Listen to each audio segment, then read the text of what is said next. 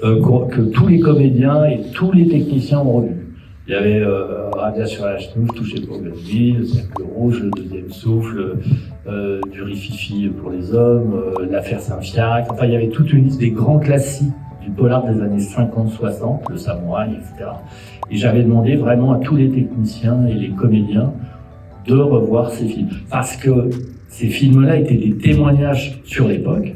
Par exemple, je sais que Bastien Bouillon, je lui ai dit, regarde ces films et regarde surtout Paul Meurice, qui est un comédien assez fameux de l'époque.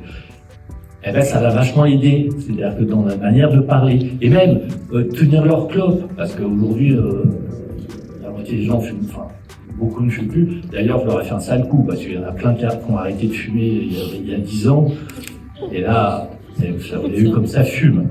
Ça fume. Je pense que depuis les films de Claude Sautet, on n'a pas autant fumé dans un film français. Je rentrais chez moi le soir, ma femme me disait « Qu'est-ce que tu pues la clope, c'est horrible !» Ça fumait du matin au soir, tout le monde, les figurants, tout le monde. Parce que dans tous ces films-là, ils fumaient comme des pompiers. Et donc, ça c'est un détail, mais sur des choses comme ça, évidemment, vestimentairement, mais la démarche, comment on se tenait, enfin tout ça, le phrasé, c'était très différent à l'époque, et c'était pas pour faire un pastiche ou au contraire, mais quand même, on voulait quand même essayer de retrouver ça. Et je pense que ça a vraiment infusé dans le film, de partout, entre les comédiens, entre les techniciens, tout le monde avait compris dans quelle direction on allait.